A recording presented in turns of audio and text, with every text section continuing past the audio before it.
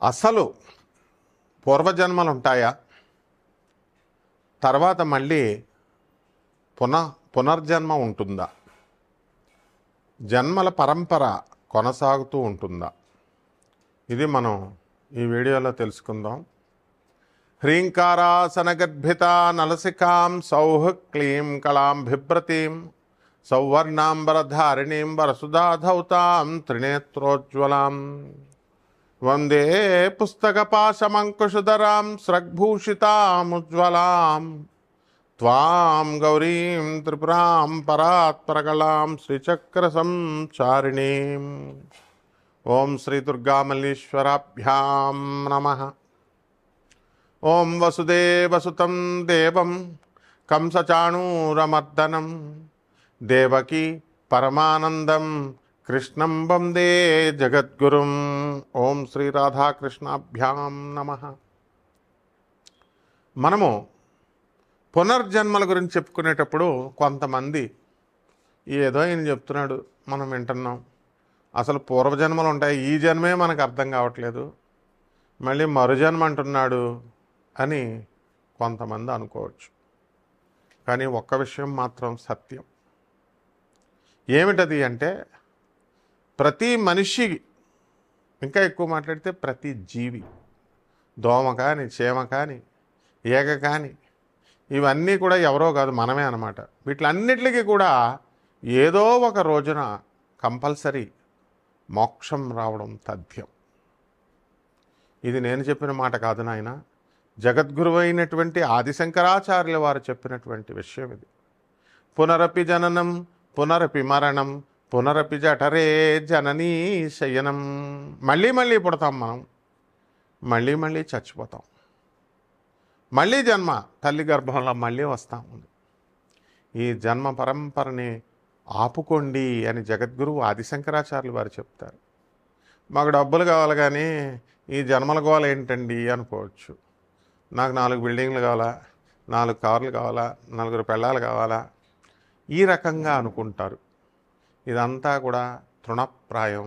ఈ జన్మకే ఇది సమాప్తం అనేటటువంటి విషయం మనం అర్థం చేసుకోలేం. ఇప్పుడు మనం ఒక సినిమా యాక్టర్ కావాలని ఒక వ్యక్తి ట్రై చేస్తాడు. ఒక 20 సార్లు ట్రై చేస్తాడు. తిరిగిన ఆఫీసు తిరగకుండా, ఎక్కిన గడప అలా ఎక్కకుండా, దిగకుండా అట్లా తిరుగుతూనే ఉంటాడు. ఆయన మెగాస్టార్ చిరంజీవి అయినా, డాక్టర్ నందమూరి తారక రామారావు అయినా, అక్కినేని నాగేశ్వరరావు గారు అయినా, వీళ్ళంతా పాపం కష్టపడ్డారు, కానీ సాధించేశారు. అది ఎన్ని జన్మల కష్టమో పాపం ఎవరికి తెలీదు. పోనీ ఈ జన్మలోనే అనేకమైన సార్లు కష్టపడి లాస్ట్కి సాధించారా లేదా? అలాగే ప్రతి మనిషి, ముఖేష్ అంబానీ, నేను పెద్ద ఇండస్ట్రియలిస్ట్ అవ్వాలి అనుకున్నాడు. ఎన్నో జన్మల కోరిక ఈ జన్మలో తీరిపోయింది. అలా ప్రతి మనిషి యొక్క, ప్రతి జీవి యొక్క కోరిక అనేటటువంటిది ఈ జన్మలో తీరుతుంది.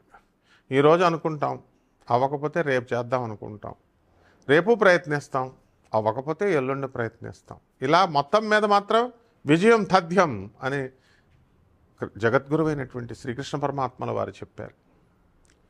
అందువలన ప్రతి జీవి కూడా మోక్షం కోసం అల్టిమేట్ గోల్ ఏమిట్రా ప్రతి ఒక్కడికి అంటే, ఒక సినిమాలో ఆయనకి సినిమా మెగాస్టార్ అవ్వాలి అని ఉంటుంది. ఒక ఇండస్ట్రియలిస్ట్కి చిన్నగా ఫ్యాక్టరీ పెట్టుకొని అంబానీలాగా అవ్వాలనుకుంటాడు. ఇలా రకరకాల కోరికలు మొత్తం మీద అయిపోతారు. ఏదో thoughts or things. Dale Carnegie చెప్తాడు, ఫిలాసఫర్, ద గ్రేట్ ఫిలాసఫర్, నువ్వు అనుకున్నది జరిగిపోతుంది అని. మేనిఫెస్టేషన్ అయిపోతాం. ఇప్పుడు మనము ఏదో ఒక రోజున మనం అనుకొని దానికి సంబంధించిన కృషి కూడా చేయాలి. కృషి చేసినప్పుడు తప్పకుండా మనం ఏదో ఒక రోజున విజయం సాధిస్తాం, ఏదో ఒక జన్మలో విజయం సాధిస్తాం. దానికి ఉదాహరణ నేను చెప్తాను. అర్జునుల వారు ఇంద్రకీలాద్రి పర్వతం మీద కూర్చొని తెగ తపస్సు చేస్తాడు. పాశుపతాస్త్రం వచ్చేసింది, శివుడు పరీక్షించి ఇచ్చాడు, ఊరికనే ఏమి ఇచ్చేయలేదు. ఆ తర్వాత మాత్రం జగదేక వీరుడిగా భీష్ముడిని, ద్రోణుణ్ణి, కృపాచార్యుడిని, కర్ణుణ్ణి, మొత్తం హేమహేమీలందరినీ చంపి పారేశాడు. మరి అటువంటి గొప్ప వీరుడు శ్రీకృష్ణ అవతారం సమాప్తి అయిపోయిన తర్వాత శ్రీకృష్ణ పరమాత్మ ఇంకా ఆయన తన నివాసమైనటువంటి గోలోకానికి వెళ్ళిపోయాడు, భూలోకాన్ని వదిలేసి. అటువంటి సమయంలో అర్జునుడికి ఏం చెప్తాడు? నాయనా అర్జున, నువ్వు ఈ 16,000 మంది గోపికల్ని, అలాగే ఈ సుభద్ర, వీళ్ళందరూ పాండవుల్లో ముఖ్యంగా ఉత్తర అభిమన్యుడి భార్య అయినటువంటి ఉత్తరని, ఈ గోపికల్ని, వీళ్ళందరినీ జాగ్రత్తగా క్షేమంగా, వీళ్ళని క్షేమమైనటువంటి స్థానానికి తీసుకెళ్ళు అని చెప్తాడు. అర్జునుడు పాపం ద్వారకలో ఉన్న వాళ్ళందరినీ తరలిస్తాడు. కానీ ఈ లోపల ఎక్కడి నుంచి వస్తారో బోయేవాళ్ళు వచ్చేసి అర్జునుడితో యుద్ధం చేస్తే అర్జునుడు అస్త్రాలన్నీ సంధిద్దామనుకుంటే ఏం పనిచేయవు. ఇదేమిటి, మామూలు ఒక బోయేవాడి చేతిలో అర్జునుడు ఓడిపోతాడు, వాళ్ళందరినీ తీసుకెళ్ళిపోతారు. అదంతా వేరే స్టోరీ. అయితే అర్జునుడు వారు పాపం ఏమిటి ఇలా అయిపోయింది, నేను జగదేక వీరుణ్ణి, నేను ఇలాంటి చిన్న సామాన్యమైనటువంటి మామూలు బోయేవాళ్ళ చేతుల్లో ఓడిపోయానంటారా బాబు అని వాళ్ళ గురించే ఆలోచిస్తూ అర్జునుడు అంటే పట్టుదలకు మారిపోయారు. అలా ఆలోచిస్తూ ఏమైపోయాడు, ఆయన చనిపోయాడు. నెక్స్ట్ జన్మలో ఆలోచించాడు కాబట్టి బోయవాడిగా పుట్టాడు. అతనే భక్త కన్నప్ప. అయితే ఆ పూర్వజన్మ వాసనలు ఉంటాయి కదా, ఆ విలువిద్య, జగదేక వీరుడు కదా, అలా భక్త కన్నప్పగా ఉన్నప్పుడు తన విలువిద్య మామూలుగా ఉండదన్నమాట. అలాంటి ఆ ప్రతిభను చూపించినటువంటి భక్త కన్నప్ప ఆవిర్భావం ఎందుకో తెలుసా? వాయులింగమైనటువంటి ఆ పరమేశ్వరుణ్ణి లోకానికి చూపించడం కోసం. మరి ఒక శాస్త్రి గారు, మనకు భక్త కన్నప్ప సినిమా కూడా వచ్చింది, మహాదేవ శాస్త్రి. ఆయన మాత్రమే ఈ వాయులింగాన్ని ఎవరిని రానివ్వకుండా, నేను ఒక్కడనే పూజ చేసుకుంటాను, నేను మహాభక్తుడిని, శివభక్తుడిని అని చెప్పి ఆ వాయులింగం దగ్గరికి ఎవరిని వెళ్ళనివ్వకుండా ఆయన ఉన్నాడు. అటువంటి సమయంలో ఆయన ఏం చేశాడు, మరి ఈయన ఈ యొక్క వాయులింగాన్ని లోకానికి చూపించాలి అని చెప్పేసి ఆయన మొత్తం తన యొక్క శక్తినంతటిని ఉపయోగించి ఆయన భక్త కన్నప్ప మనకు ఆ ప్రపంచానికి పరిచయం చేశాడు.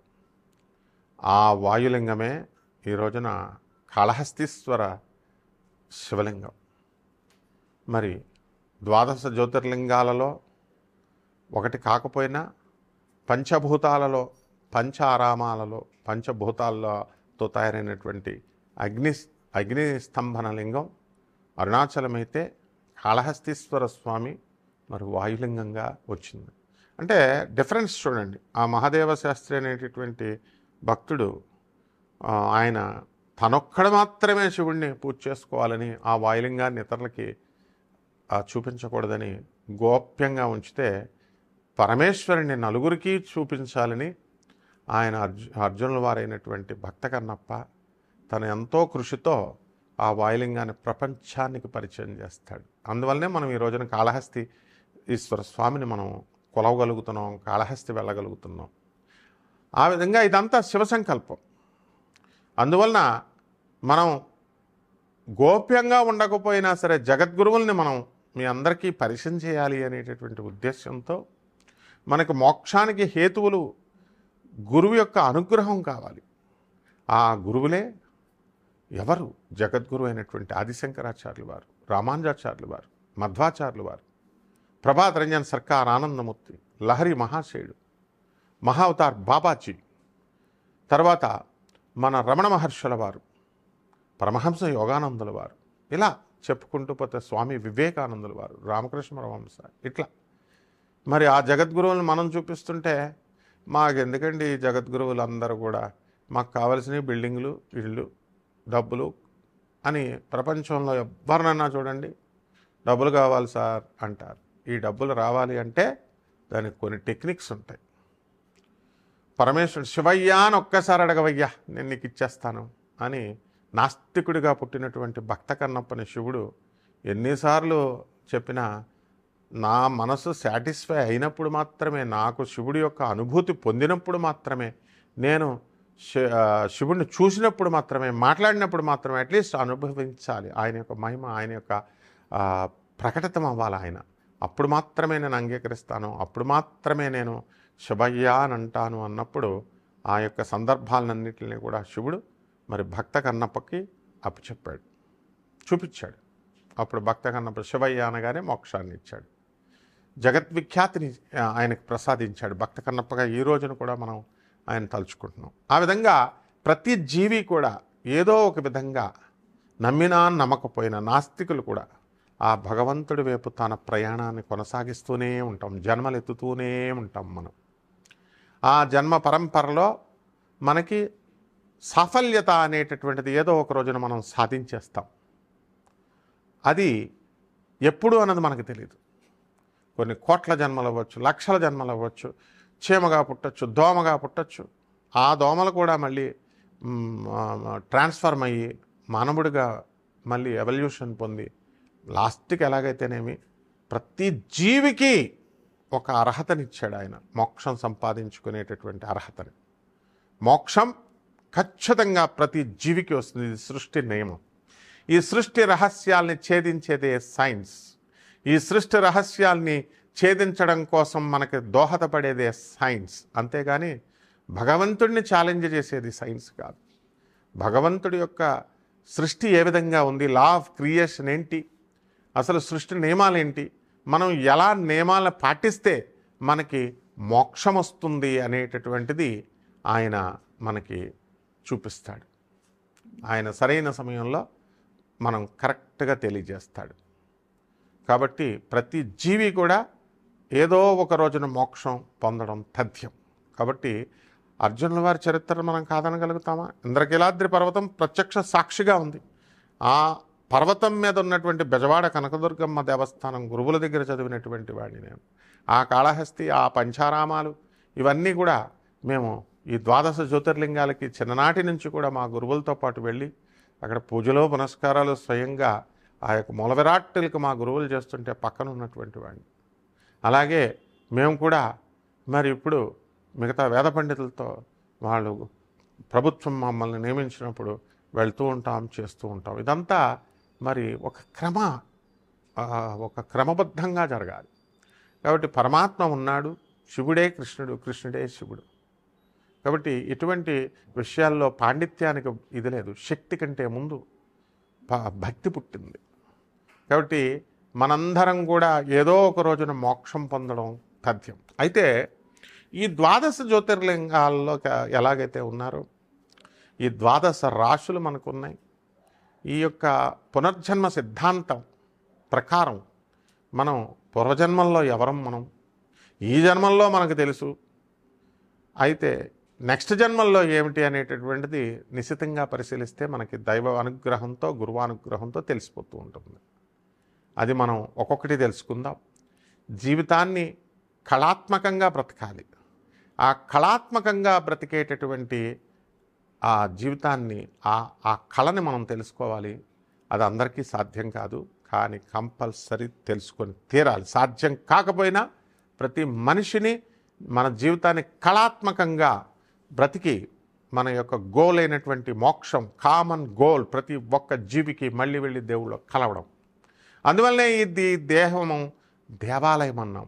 కేవలం ఏదో గుళ్ళకెళ్ళడం, అక్కడ ఉన్నటువంటి విగ్రహాలకి పంచామృతాలు వేసేయడం, పూజలు చేసేయడం, ఇదే మోక్షం వచ్చేస్తుంది అనుకునేటటువంటి వాళ్ళందరికీ కూడా మనం ఈ యొక్క దేహము దేవాలయము, అందులో ఉన్నటువంటి జీవుడు సనాతనుడైనటువంటి పరబ్రహ్మ దేవుడు. కాబట్టి ఈ దేహాన్ని మనం శిథిలం చేసుకోకూడదు. ఆరోగ్యకరమైనటువంటి పౌష్టికాహారాన్ని ఇవ్వాలి, శాకాహార భోజనాన్ని ఇవ్వాలి. అలాగే మందు గిందు సిగరెట్లు తాగితే లంగ్స్ గింగ్స్ పోతాయి, మన శరీరం అంతా కూడా శిథిలమైపోతుంటుంది. అందుకని వద్దన్నారు.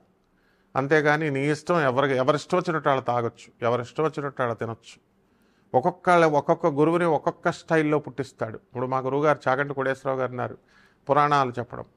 ఆ పురాణాల్లో నాయనలారా అరుణాచలం వెళ్ళండి, లేకపోతే కాశీ వెళ్ళండి, ఆ శివుడి మహిమ ఇలా ఆయన స్టైల్ అది.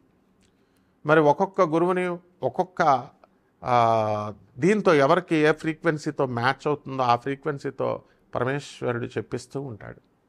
కాబట్టి ఆధునిక శాస్త్రాన్ని, ఏన్షియంట్ కల్చర్ని బ్లెండ్ చేసి చెప్పడం మన స్టైల్.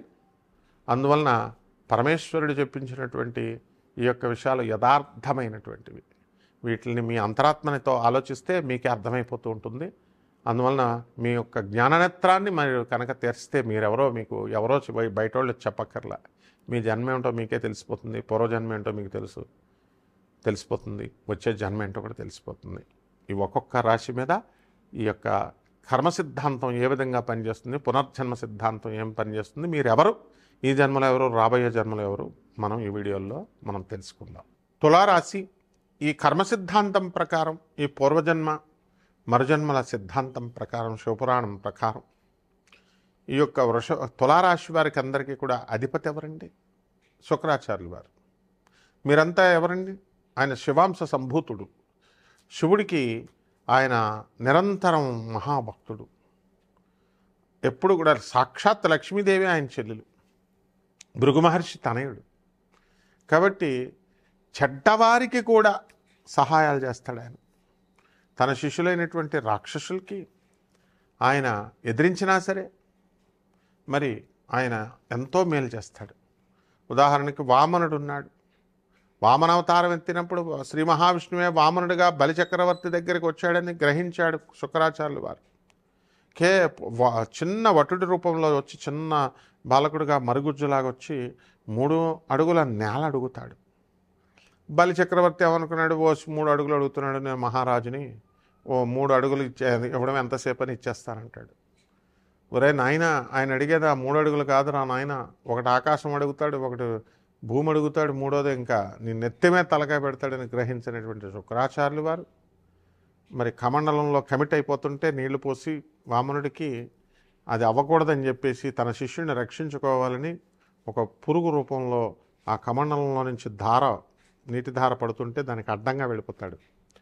జగన్నాటక సూత్రధారి అయినటువంటి ఈ యొక్క శ్రీ మహావిష్ణువు ఆ దర్ప గడ్డితో దాన్ని మంత్రించేలా పొడిచేయమంటాడు.